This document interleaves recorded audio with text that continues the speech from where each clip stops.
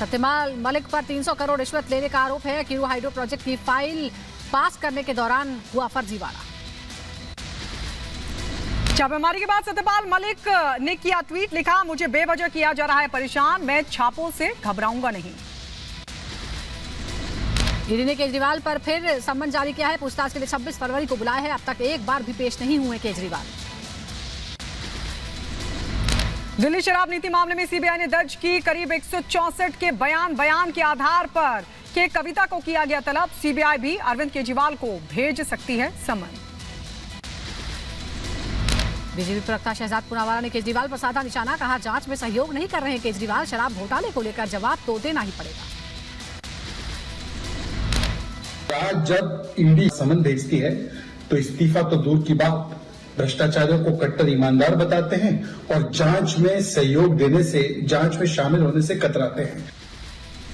मनीष सिसोदिया को फिलहाल राहत नहीं। 12 मार्च तक बड़ी न्यायिक हिरासत। सीबीआई ने कोर्ट में फाइल की सील कवर रिपोर्ट।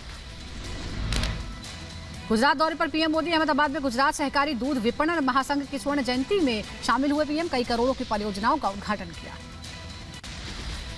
प्रधानमंत्री मोदी का हुआ भव्य स्वागत। मंच पर प्रधानमंत्री को पहनाई गई पगड़ी, स्मृति चिन्ह भी उनको दिया गया भेंट में।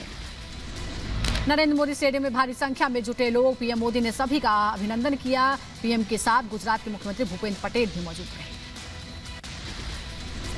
प्रधानमंत्री के स्वागत में महिलाओं ने पेश की नृत्य की प्रस्तुति, डांस में दिखी सांस्कृतिक झलक। दुग्ध महासंगम कार्यक्रम में आए किसानों को पीएम मोदी ने संबोधित किया। बोले देश में अमृत जैसा कोई ब्रांड नहीं, अमूल जैसा कोई ब्रांड नहीं। भारत की आजादी के बाद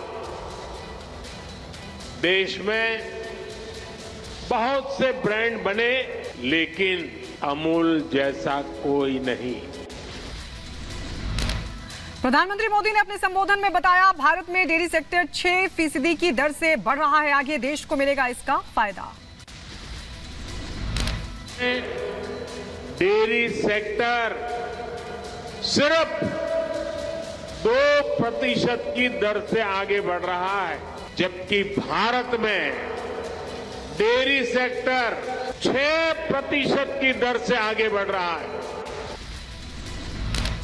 गुजरात के किसानों से पीएम ने कहा, हमारी सरकार ने महिलाओं की आय बढ़ाने का काम किया है। महिलाओं के विकास के लिए बनाई गई हैं कई योजनाएं।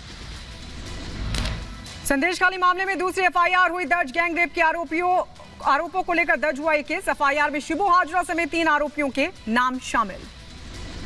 संदेशखाली में बढ़ते तनाव के बीच बढ़ाई गई है सुरक्षा। पुलिस के साथ कॉम्बैट फोर्स भी तैनात। एसपी बशीरहाट संदेशखाली में मौजूद है।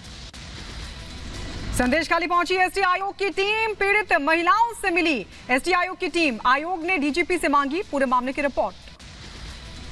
बंगाल के संदेशखाली में रिपब्लिक बांग्ला के रिपोर्टर की गिरफ्तारी पर कलकत्ता हाईकोर्ट में आज सुनवाई होगी। वरिष्ठ वकील महेश जेठमलानी और संदीपन गांगुली करेंगे पैरवी।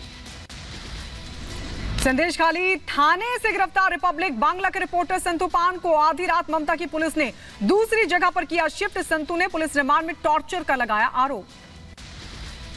देर रात रिपब्लिक बांग्ला रिपोर्टर संतू पान की शिफ्टिंग पर उनके परिवार ने सवाल उठाए। संतू पान की पत्नी ने पश्चिम बंगाल की डीजीपी को चिट्ठी लिखकर सुरक्षा की लगाई गुहार।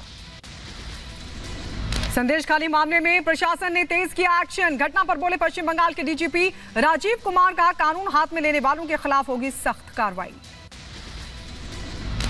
सब लोग पुलिस और एडमिनिस्ट्रेशन के साथ सहयोग करें।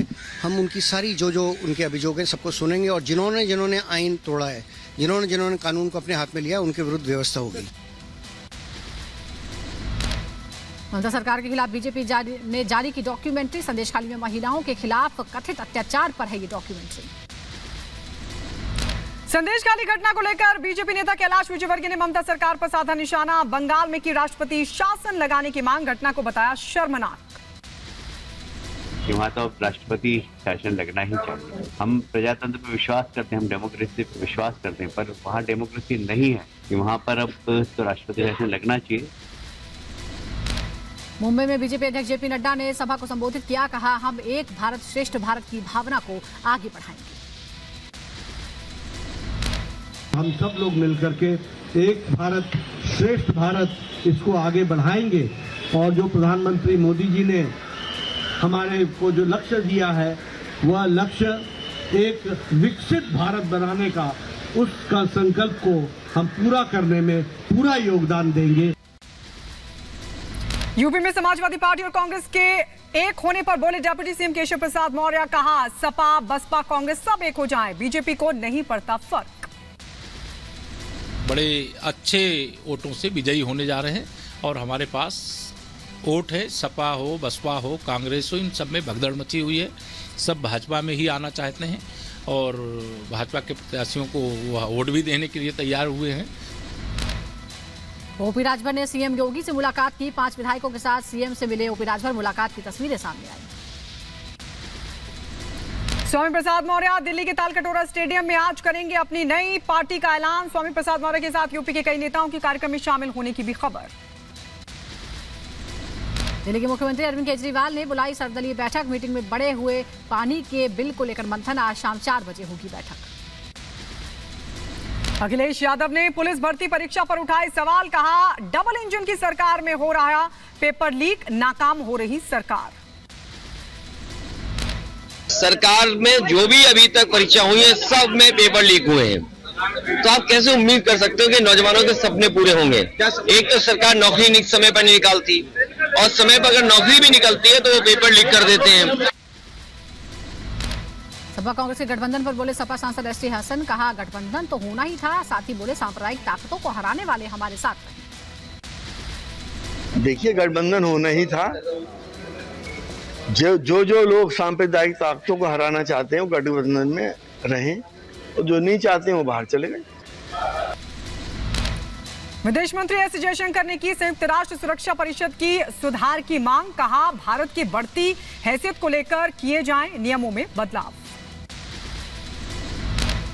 कैबिनेट के फैसले पर पीएम मोदी का ट्वीट, लिखा गन्ना खरीद की कीमत में बढ़ोतरी हुई है, फैसले से गन्ना किसानों को होगा लाभ। बिहार विधानसभा के बाहर किसानों ने किया प्रदर्शन, समर्थन में आए सीपीएमएल विधायक। आपको बता दें सरकार के खिलाफ की जमकर नारेबाजी। टिहरी बॉर्डर पर आंदोलनकारियों का प्रदर्शन जारी है। हालात को देखते हुए कड़ी की गई सुरक्षा। पिछले कई दिनों से जारी है धरना। शंभू बॉर्डर पर आंदोलनकारियों ने दिल्ली चलो मार्च को 2 दिन के लिए रोका। आंदोलनकारियों को देखते हुए प्रशासन की तरफ से बढ़ाई गई सुरक्षा। आंदोलनकारियों को लेकर बोले कृषि मंत्री अर्जुन मुंडा, कहा किसानों से कई मुद्दों पर हुई है बात, जल्द निकलेगा समाधान। किसानों के मसले पर कई दौर की बातचीत हुई है। किसी भी समस्या का समाधान बातचीत के माध्यम से ही निकलता है, वार्ता के माध्यम से ही निकलता है। आंदोलनकारियों के प्रदर्शन पर बोले बीजेपी के नेता यासिर जिलानी, कहा सरकार एक कदम बढ़ा रही है, आंदोलनकारियों को भी समझना चाहिए, बातचीत से सुलझेगा ये मसला। महमूद मदनी से यूपी एसटीएफ ने हलाल सर्टिफिकेशन के मामले को लेकर पूछताछ की है। जवाब देने के लिए महमूद मदनी ने यूपी एसटीएफ से 1 हफ्ते का समय मांगा है। कठुआ में भी